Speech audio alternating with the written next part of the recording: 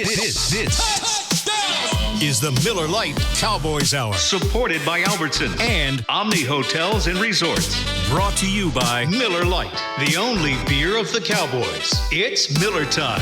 Albertsons and Tom Thumb, the official supermarket and pharmacy of the Dallas Cowboys. Choose VA. Veterans get the benefits you've earned. Visit choose.va.gov. And by Geico. 15 minutes could save you 15% or more on car insurance. Now, your hosts, Shannon Gross and Brad Sham. And welcome, everyone. Keep applauding, Shannon. I got you. You're as close as we're going to get to a studio audience tonight. Thank you, everyone, for joining us. This is our regular Monday night stop during the Cowboys season. But tonight, the Cowboys Hour is only technically on Monday. As far as the Cowboys is concerned, it's Thursday, but more about that in a moment. And we are not where we usually are because COVID. So instead of being able to be in the Ford Center and have our very special guest interact with the public tonight, or us for that matter, Shannon and I are in the Cowboys podcast studio where we did this show from all last year. Shannon is getting his first little taste of that. But this is how we did it all last year with the guest remote and the hosts here. And so I apologize to everyone that you folks are not going to get an opportunity to personally meet one of the coolest guys on this football team, and you probably couldn't pick him out of a lineup. And those are my favorite guys. It's special team star C.J. Goodwin. Thank you, C.J. Appreciate you. Let's go, C.J. All right. Don't start that now, Shannon. Don't start that. Yeah. I appreciate you guys for having me. Yeah, absolutely. And Shannon now, of course, is acting like he's your press agent, for crying out loud. I am now, Brad. I am. It took me a while to get there, but I'm there. So just to paint the picture a little more fully, some of you who have watched Cowboys televised podcasts are familiar with the look of the podcast studio. It's a big oval table, looks like a football, strangely enough, and microphones around it, and Shannon and I are across from the table from each other. And CJ's at home because everything except practice was virtual today for the Cowboys, and I believe will be tomorrow and was yesterday because of the COVID outbreak. And so we can see CJ in a little box on our screen, but you can't see us, can you? No, not at all. This is kind of weird. Yeah. It's pretty weird. Yeah. Trust me when I tell you that I know it's weird, but you're way better off. It's going to make your evening a little more pleasant that you can't look at us for the next hour. So just a couple of quick things in case folks hadn't heard. So Mike McCarthy's on the COVID list now, tested, and it even moved into the OMNI to stay away, keep his family safe from harm, and not run the risk because there were several members of the coaching staff who had it. And so now you're down three strength coaches, two offensive line coaches, an offensive assistant, Terrence Steele, and now the head coach. How about that? Are you strapping it up and coaching on Thursday, Brad? Well, I would if called upon because I can throw a red flag. I literally just had a good friend of mine call me while I was driving in here to the start. He said, "Are you coaching?" And I said, "Look, I could wear a headset. I know how to wear a headset. I could decide to kick or go. I could throw a red flag. Call timeout. I can listen to everybody telling me what to do. But like most of the things that have happened in the 43 years I've been broadcasting these games, Shannon, no one has asked me my opinion. So Dan Quinn will do that and come downstairs and call the defense from downstairs. So this is one of the first things that and by the way, having nothing to do with that, but before I forget, Tristan Hill's been suspended for 2 games by the league for the little post-game scrape he got into with the Raiders center on Thursday. He could appeal, but right now he'll miss 2 games. That's how it stands. So, C.J. Goodwin, let me start off with Dan Quinn because folks may not know that you well, you didn't come here directly from Atlanta, but you spent, 4 years, parts of 4 seasons with the Falcons? Three seasons with the Falcons. 3 seasons, Yeah. and you got there the same time Dan was hired as the head coach, right? The same year, yes. So you've seen him both call the defense and operate as the head coach. And although Keanu Neal and Damati KZ have played for him more recently, you know what it's like to play for him. You've seen him do what he's going to be doing this week. What should people expect? What's the experience going to be like? We're not going to miss a beat. He's a great coach. He's been proven to be a great coach in this league as a head coach. We're not going to miss it. We're already prepared. But like you said earlier, we can go on this thing without any coaches if we need to. We're prepared. So they're all overpaid? Is that what we're saying, basically? They should take their salaries and divide them? That's not what I said. No, okay. I heard you wrong. I thought I heard you wrong. But it is weird. So you were able to practice the last 2 days, right? But not meet in person. Right. We're all virtual right now, which is, so it just happens during COVID. We did it last year. I was going to say, so what did last year's experience do to help prepare you for this week? We're used to it. We know that it's going around the league. It's been going around the league for the last 2 years. Everybody has to do it. It's we just got to focus a little bit more on the internet, I guess, and we'll be fine. Stay off the wrong places on the internet, by the way. You want to stay on where you're supposed to be on the internet. But tell people. So if people are listening and they've never experienced what you guys are going through this week and what you all went through last year, and they're saying, okay, well, the Saints are practicing, they're meeting together, but you're not. I know why all of you think that you won't miss a beat and you'll go out and play with the same intensity you would have played with under normal circumstances. But explain why that's the case to people not going through this, please. Firstly, we're professionals. We meet forever. Honestly, we're on the iPads forever. It's actually better for us, as players, to meet on an iPad than in person. It's because we get to kick our feet up a little bit. We lock in. It's so easy for us to lock in because we've been doing this for so long. We like it. We'll show you on Sunday, Thursday, I guess. That we're focused. Good, and that gets me to the second point that I wanted to remind everyone. By the way, we thank you for listening wherever you're joining us on the Dallas Cowboys Radio Network or watching streamed on DallasCowboys.com. But remember what CJ just said. He will show us on Sunday because you think of this, all of you folks think of this as another short week for the Cowboys. No, it's a regular 7-day week with a little vacation at the end. Is it easier to play the second Thursday game as long as it's on a 7-day cycle? Absolutely. Thank God it's a 7-day week because those short weeks are pretty hard on your body. I think we had 3 games in 12 days or something like that, and this the last stretch of it right now. So we're looking forward to this one, and we're looking forward to the little break at the end as well. And you have been here for a few years now, so. You knew at least how to lie to your body to get ready between Kansas City and Thursday, but is that what you have to do? Do you have to lie to you, especially when you're a veteran like you are? Do you have to lie to your body and say, no, it's Sunday. You think you hurt, but you really don't? Honestly, those guys are going through this. The other team is going through the same thing we're going through. So that's the lie we got to tell ourselves is they're feeling the same way we do. So there's no real advantage, there's no disadvantage. It's just, okay, we feel this way, they feel this way. Let's go out there and strap them up and let's see what happens.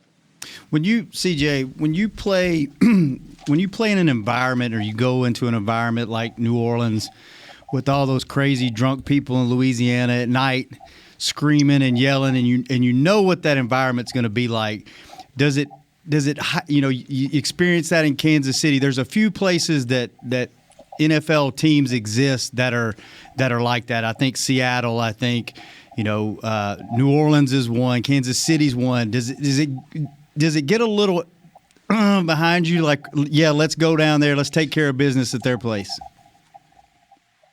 Absolutely. You love playing at those places like that with the crowd. You can't really hear yourself think. It's a wonderful place to play, and that dome kind of like keeps the noise in there too, man. I love playing in New Orleans. I love playing in those places like that. We all do. Give me your top 3 places that you have played, either on the road, at home. You've been a lot of different stops. Where do you enjoy? It can be atmosphere, it can be facilities, it can be teams that you like to beat up on, just anything. What are your top 3 places? Okay, my top 3. New Orleans is 3. The Georgia Dome, back when it was the Georgia Dome, we played the NFC Championship there, and that was the loudest game I ever played in my life when I was with the Falcons. Mm-hmm. And of course, I got to go with AT&T Stadium. I mean, I'd be remiss if I said anything other than that, right? There you go. Great answers. CJ. And only what we would expect from a man of CJ Goodwin's caliber. So before we take a break, we were talking during the break before we went on the air, and because CJ's such a pro, we can get into this. The flag fest on Thursday was ridiculous for both teams.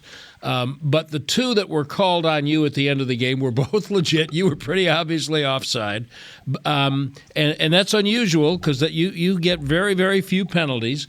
But I was interested in what you were saying about the reasons that your rush of the field goal there in overtime was what it was. It's a little different from what your rush is sometimes, and you were saying there was something you saw that led you to believe that you had an opportunity for a block. Can you tell people about that?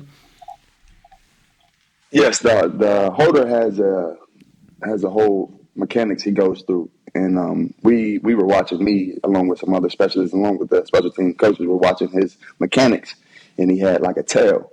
So he would lift his hand up. As soon as he lifts his hands up, they would snap the ball. And I was going off the bat instead of the ball. And, I was just trying to make a play, it was a short kick. So it was like, it's either if I get it or he's going to make it. So, I tried my best, and it didn't work out. But, win some, you lose some.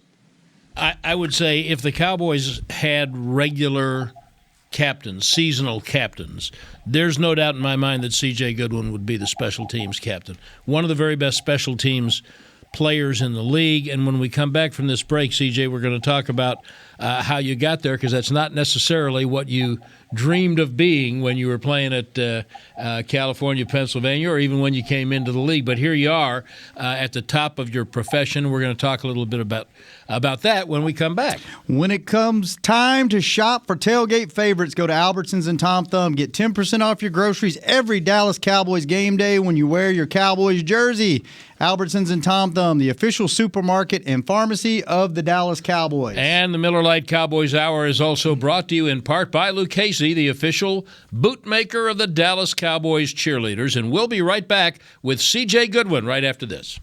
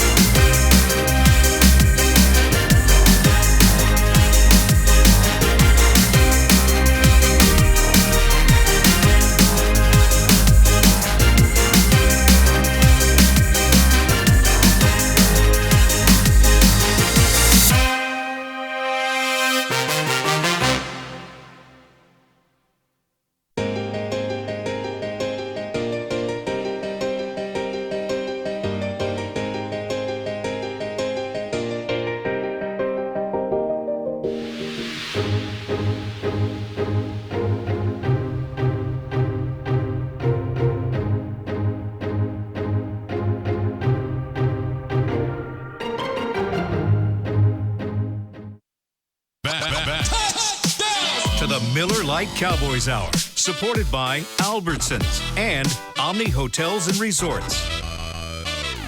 And welcome back to the Cowboys Hour. Brad Sham, Shannon Gross, and our very special guest, Shannon's favorite cowboy, CJ Goodwin, the special teams ace.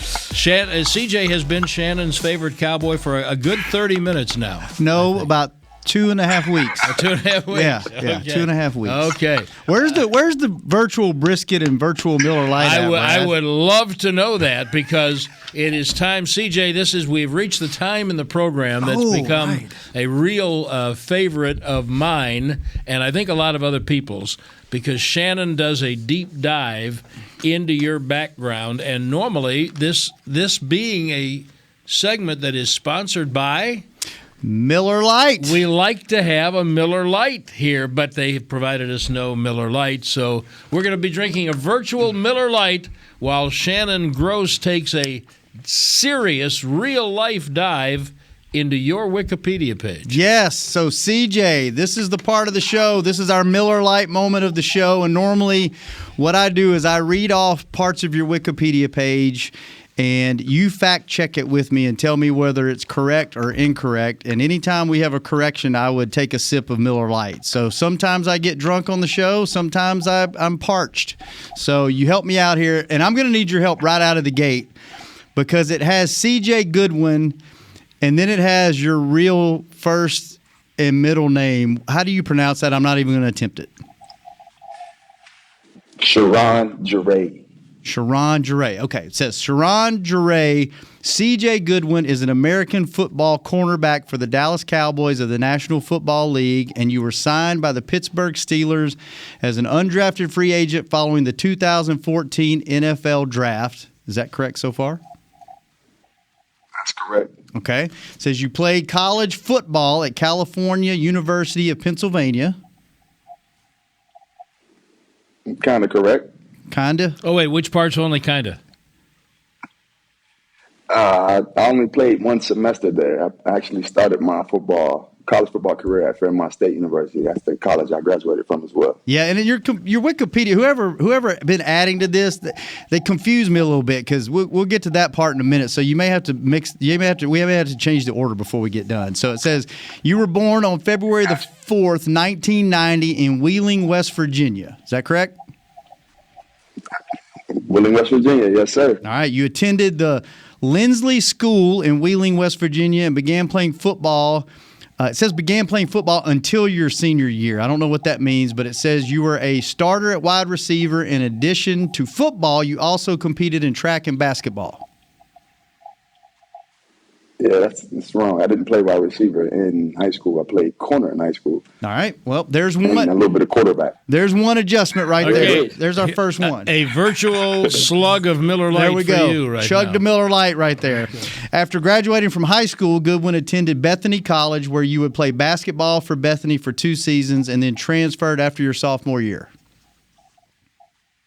I played for 1 season. Yeah. Golly, Wow. someone has messed Another this. correct. You're gonna Oh, need man. you're gonna need a designated driver tonight. I'm riding with you, Brad. Following your departure from Bethany, Goodwin would enroll in Fairmont State University for your junior year, but I'm guessing that's wrong.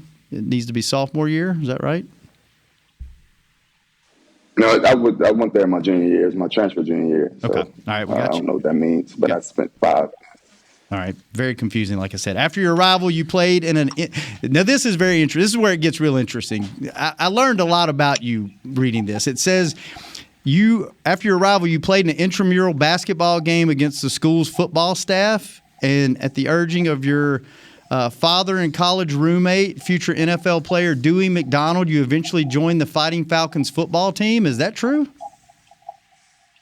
Yes, that is true. Real. So you were discovered playing an intramural game against the football staff. Absolutely. I dunked on the football. Well, actually, my boy, Dewey McDonald, threw a oop, and I caught it and dunked on the head football coach. And Oh, I love they that. all kind of made me play after that. Okay. That's the closest thing we're ever going to get to a real life longest yard. I like that. All right. I like it. We're playing the guards. Do we get to hit them? Yeah. And then it says you did a whole bunch of cool stuff in college, and then after walking on your first year and having a successful season, you were offered a scholarship to continue playing for Fairmont. Yes.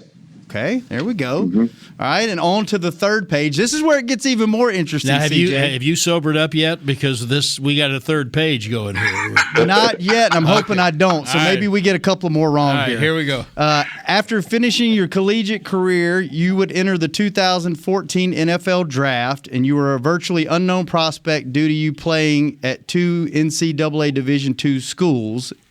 Is that correct? Yes. So you weren't invited to the combine, but you had a good showing at a pre-draft combine held by the Detroit Lions. Yes, it was like the super regional, I believe. I had a good pro day and I had a good whatever that was, super regional. Okay. Yeah, we had to pay for that back then too. And here's where it gets really interesting. After going undrafted and not receiving any interest, I mean, they killed you there. No interest at all. You had no interest. As an undrafted free agent. That's a lie. That's a lie. Good. More Miller Lite. It says as an That's a lie. As an undrafted free agent, immediately after the draft, you received a tryout with the Steelers after Mel Blount urged them to give you an opportunity. You had attended the same high school as his son and worked for Blount as a farmhand for 7 years. Absolutely true. That's crazy. So you knew Mel Blount from the Steelers, and he talked them into giving you a tryout, and that's how you made the team. Absolutely. Mel Blount's an angel. Man, all right. And then the last thing I wanted to get to, because it listed this as the last paragraph on your page, it says a lot of people probably don't know about this, and I want you to be able to talk about it a little bit. It says you founded the PEGA Foundation, Perry Galloway Jr. Foundation, to honor your late father and mentor after his passing. I guess you pronounce it PEGA Foundation is a nonprofit mentoring organization based out of your hometown in Wheeling, West Virginia. Off the field, you spend a lot of your free time mentoring the youth of PEGA and volunteering your time by speaking to schools and youth groups across the country. Yeah, she was co-founded by me and my sister. Absolutely. That's our passion. All right, one more thing, and I want you to talk a little bit more about your foundation. And it says here in the footnotes that when you were a senior in high school, you were a basket weaving champion in Wheeling, Pennsylvania, 3 years in a row. Is that true? That's a big drink right there. That's a big drink. Drink. Good. That's what I was aiming for. He does that every week. He makes something up, and we want to see. And it's actually my favorite part of the entire segment. I love that. There's so much in there that I want to talk about, but I have actually one more thing that could have been from the basket weaving thing. So there was a dispute. I'd like you to set the record straight. In the Cowboys media guide, which I have in front of me, it says you are 6'3". Is that correct?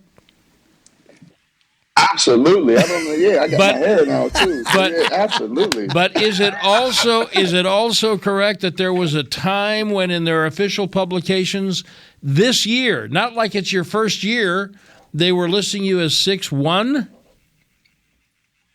Listen, you turn 30 and they start to shrink you, man. That's what it is. You turn 30, they start to shrink you. CJ, you don't even want to know what happens when the decades start to add up after that. So there is so much there that I want to get into, but there's one in your professional travelogue. So as Shannon said, you signed with the Steelers. That was in 14. You first went to Atlanta in 15, and you were with the Falcons on the practice squad in 15, and then you were with them in 16 and 17. And then in 2018, according to this, you were with 5 teams. Does that sound right? Yeah.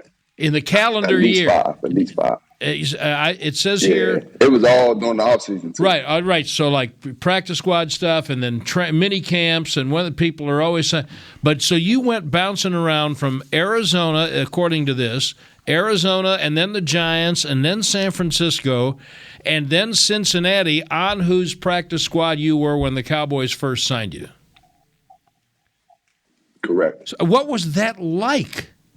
What motivated you to hang in there when you kept getting cut when there's no games even being played? Because honest to God, I had one more season to get my pension, so it was all or nothing. I had to make sure I was going to get that pension before they got rid of me. That's all. Hey, that is a legit reason, man. People do not understand how that sets it. Maybe you can tell us a little bit. Once you get, is it still 4 years? It's 3 years. It's 3 years and 3 games. So I think it's 2 seasons and 3 games after that. And just tell the people how that affects the rest of your life. You're kind of taken care of for the most part. Once you retire after 45, after you turn 45, you're kind of taken care of for the remainder of your life. There's no real point of playing for 2 years and not being undrafted, playing for 2 years and not making it to your pension. It's like they give you a couple of dollars and okay, figure the rest of your life out. So getting that pension is kind of the most important thing especially an undrafted player like myself. So you get some money, none of our business how much, but there's also big healthcare advantages down the road for a vested player, right? Absolutely. I have kids, so I want to make sure they're taken care of as well. So yeah, that pension was crucial. What's the mental aspect of that, CJ, when you don't know, like you're fighting for that pension and you know that if I can just hang in there a little bit longer and latch on with the team, and then you get cut over and over and over, what's the mental toll of that like? You see these tough warriors out on the field and you think they're indestructible, but that's got to be got to mess with you a little bit, not knowing like, hey, am I going to be out selling cars next week and not have any insurance and not being able to take care of my kids? Walk us through what that whole mental aspect's like. It's heavy, man. It's a heavy burden. I'm so grateful of my support group. I come from my family, my siblings, my mom, even my close friends. That they were somebody I could lean on, I could talk to about, am I good enough? And they always have my back. Of course, they're going to say yeah, but they shot me straight too, saying maybe that's not the best fit for you, or your next stop would be your best stop. And they kept me going. But that mental. It's heavy, man. It's heavy. Anything in professional sports is heavy, honestly, man. So I'm glad you had that question, man. I appreciate that. We have to take another break. When we come back, CJ, I really want to give you an opportunity to talk about your foundation, and I also want to hear you talk about the mental conversion that you make to accepting a role as one of the best special teams players in the league. Because as we said, it's not what you didn't leave school saying, boy, I hope I can play special teams for the rest of my life. But more than one coaching staff just with this franchise has recognized your value doing that. And so I think that's all worth talking about, Shannon, and we're going to do that when we come back on the Cowboys Hour. And at the OMNI Frisco Hotel, you can kick off your stay at the official hotel of the Dallas Cowboys with style, cool off in the elevated pool, savor upscale comfort food at neighborhood services, and enjoy all the dining and entertainment options the Star has to offer. Visit omnihotels.com/Frisco to learn more and turn the next home game into a weekend getaway. And the Cowboys Hour is also brought to you by Papa John's. Better ingredients, better pizza. Papa John's, the official pizza of the Dallas Cowboys, and we'll be right back with C.J. Goodwin after this.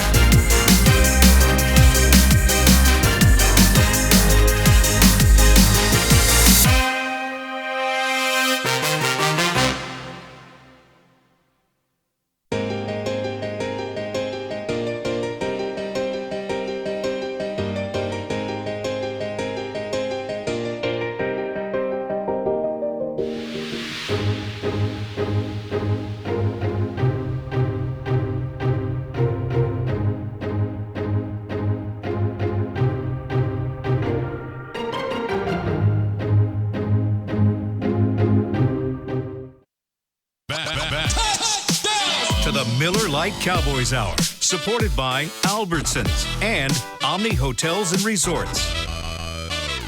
And welcome back to the Cowboys Hour. Brad Sham, Shannon Gross, our very special guest, Cowboys special team star CJ Goodwin. This is Thursday night for the players because the game is on Thursday. So you think it's Monday. They know it's Thursday, so we doubly appreciate your time, CJ, because I know that it's the closer we get to game day, every minute becomes crucial, and especially in a crazy virtual imposed week like this. Let's, Shannon, say a little bit about CJ's foundation again so we can get into that, because I want to give you an opportunity, CJ, to really talk about that.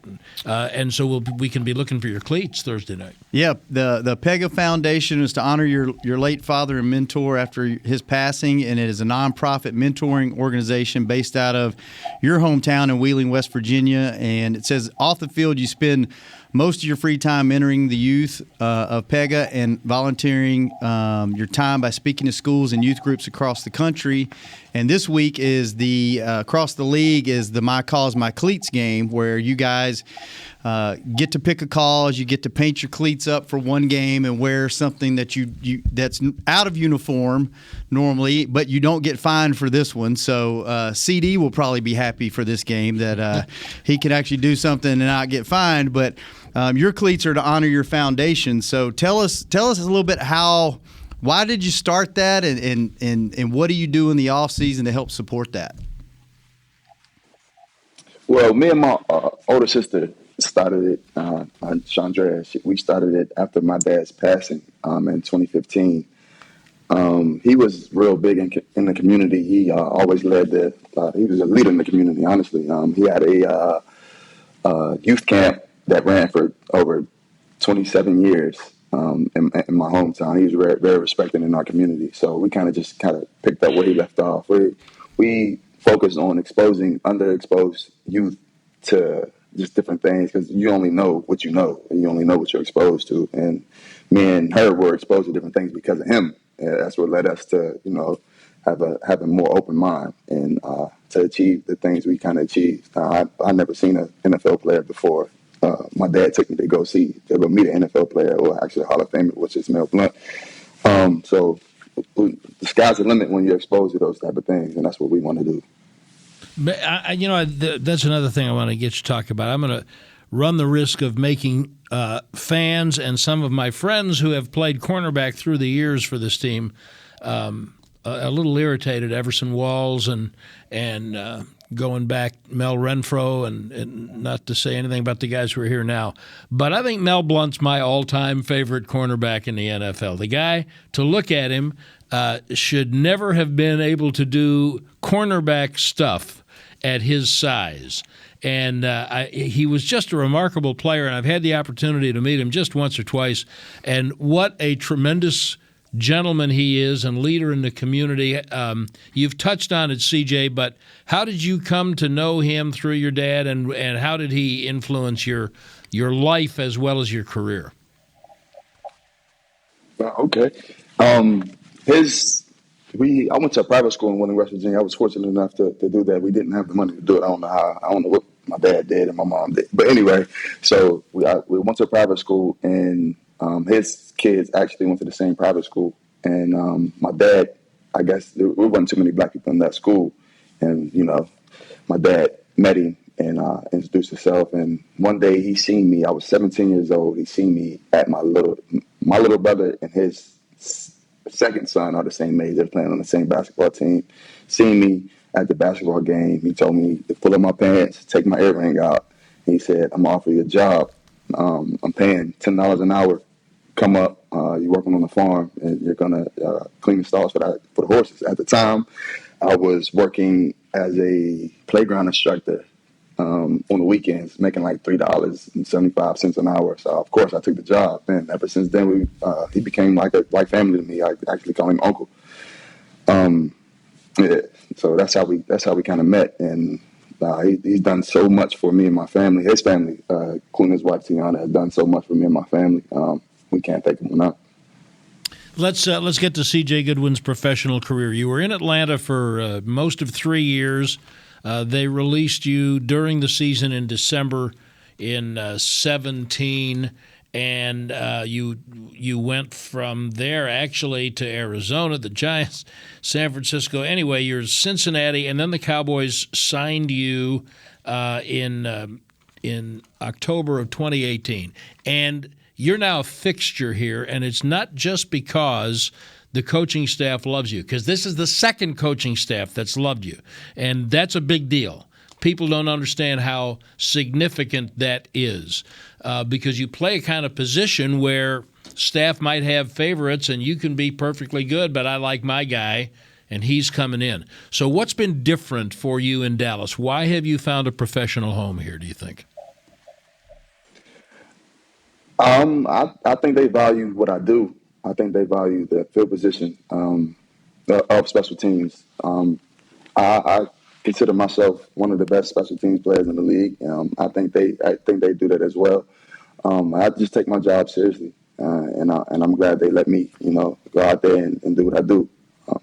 That's pretty much it, man. When did you embrace the idea that you didn't have to be an all-pro cornerback like Mel Blount to have professional satisfaction? You could be something different, and it could involve special teams. When was that okay with you? That was okay with me, honestly, the first time I touched the field with the Pittsburgh Steelers. I came from D2. I played in front of maybe 300 people, 400 people. So the first time I touched the field at this Pittsburgh practice, I was like, man, anything I can do to stick, I'm going to do. I didn't stick there, but I had a conversation with Mike Tomlin. He said, hey, man, I know you're a great practice player, but I want to see what you do without the football in your hand, because I played receiver at the time. And he was like, that comes on special teams. It wasn't until I got to Atlanta with the coach, Keith Armstrong, the special team coach, that he taught me the ins and outs of special teams, of being a gunner and being the 5 on kickoff, that I just embraced it.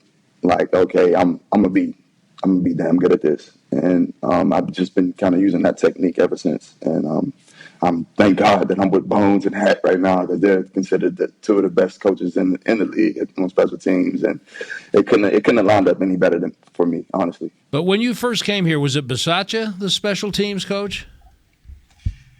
No, it was KO. Oh, it was KO. Yeah, Keith O'Quinn. That's my man too. Yeah, and he's in the scouting department here now. So, were you nervous when this staff? You've had several, it appears. Absolutely. Did it make you nervous when this staff came in and the people who knew you were not here anymore? No. The first person to call me was Bones, Coach Bones. He called me during the offseason. He was like, man, I consider you I consider you the best player at your position on special teams in the league. He was like, man, I would love to have you back. I said, man, it's an easy call for me. I love being in Dallas. So, I mean, we just got it done. Thank God for it. Did you turn your phone off for a second and say, hold on a minute, repeat that, please, Coach, and put it on record so you could send it to your agent? No, listen, no matter what, we only get paid what we get paid. We're specialists, man. We only going to get what we going to get, man. That's all. So you're legit one of the nicest human beings off the field. But if you're a special teams guy, you got to have a screw or two loose, right? To run down there with just reckless abandon and just throw your body all around the place. Is there – now I know J-Ron Curse has this because I see it every game day. He's a maniac on game day. He is a different person. Do you have a switch that flips on game day where you go from being nice, cool, polite CJ to just wild man CJ, or are you still kind of that cool collective guy, you just go smack people? I'm cool and collective. I'm just easily embarrassed. That's all. And every rep, I was just like, man, don't be out here getting embarrassed, because I gotta hear from my family if I get embarrassed. So every rep, I just don't get embarrassed.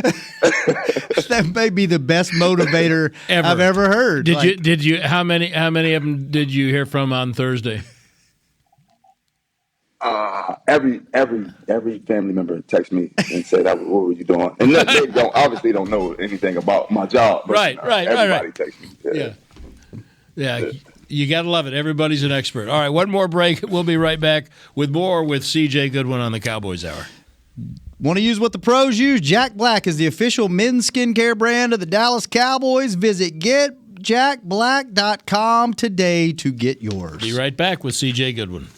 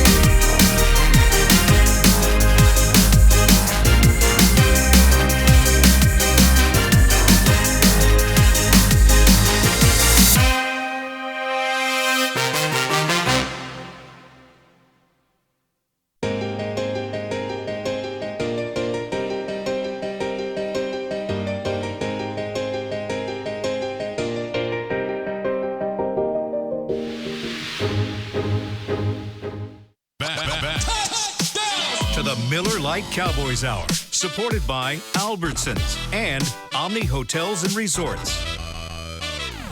Welcome back. And if you want to use what the pros use, Jack Black is the official men's skincare brand of the Dallas Cowboys. Visit getjackblack.com today. Those are the dulcet tones of Shannon Gross. I'm Brad Sham, and we are just so honored and happy to have CJ Goodwin, the Cowboys special teams ace, with us on the program this evening on the Cowboys Hour. And, of course, this is Thursday for the players because Sunday is Thursday this week. Everybody understands that, right? How confusing is that for you during the week? Does it get to be a little, what? What day is it? Absolutely. Yeah, absolutely. But we just, we're on a schedule. So it doesn't matter the day. It's what is it, Thursday, I guess, right? Yeah. But then you get 2 complete bonus days after this game. Yes. We can use them. We definitely can use them. Rest that body for the long stretch.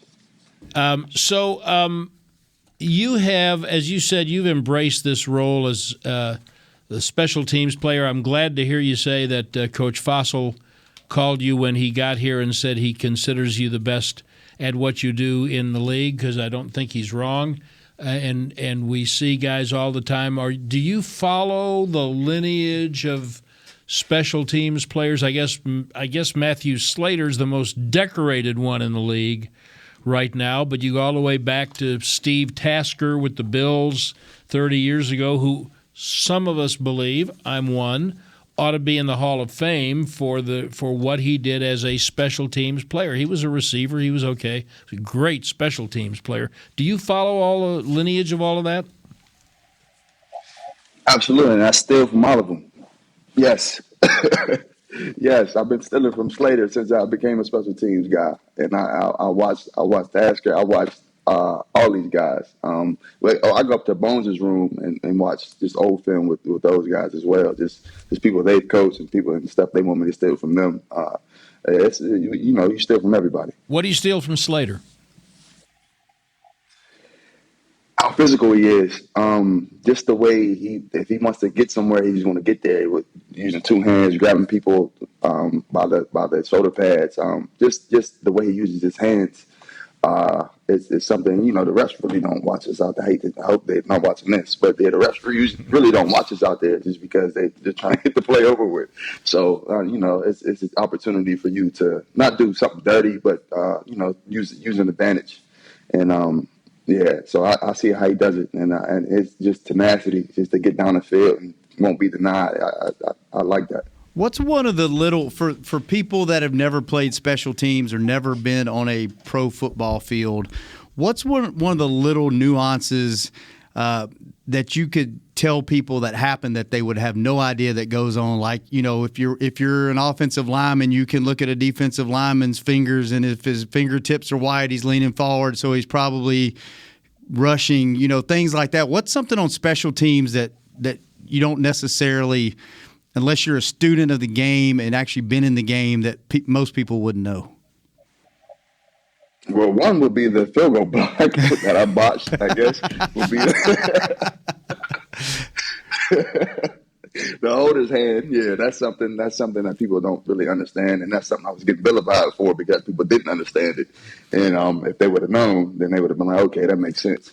But so say at like gunner or something like that, it's more of the leverage, just fighting the leverage and seeing that it's a run, and then you it's hard to explain it. You got to be able to do it. You got to be able to see it. But there's a lot of little nuances to it that we learn every day from, Coach Matt Daniels that teaches us stuff like that every day, and it's been working out for us. We're doing pretty good on special teams. Do you talk trash at all as a special teams guy, or do you leave that up to the DBs and the wide receivers?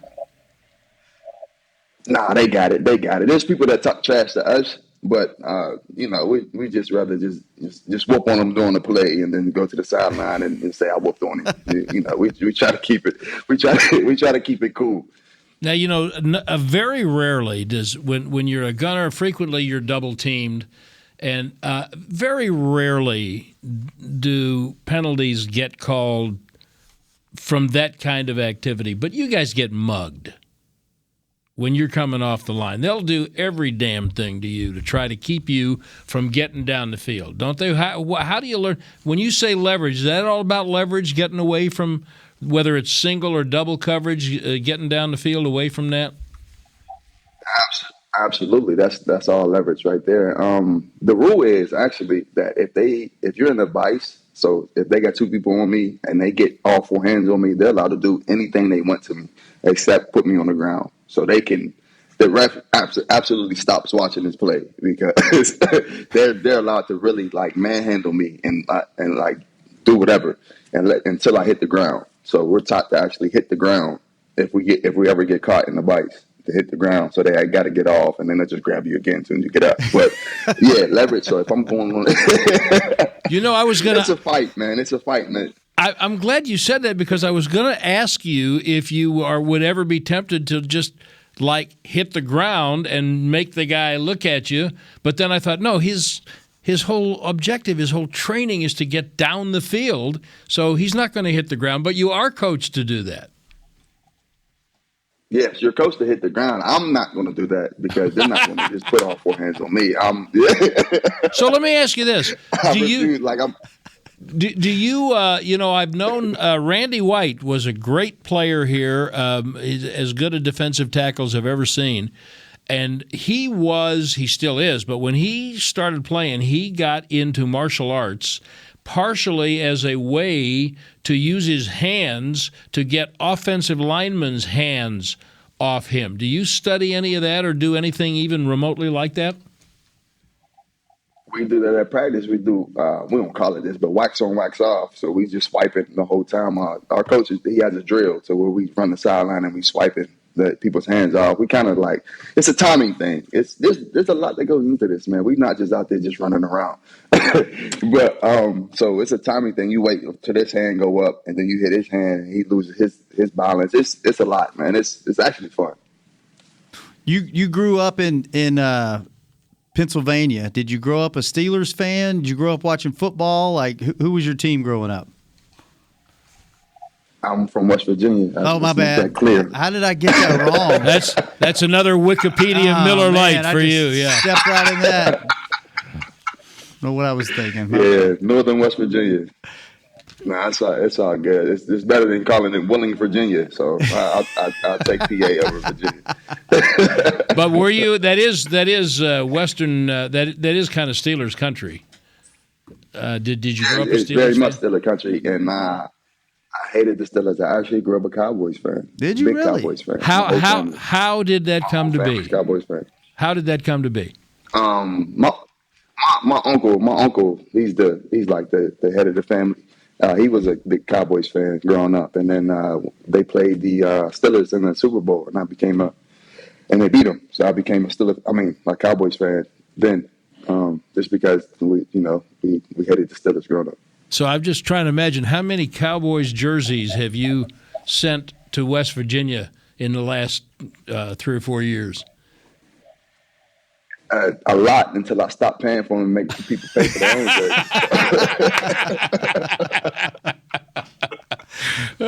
I love that. Okay, so tell us about the mindset of this team. We've got like about a minute and a half left.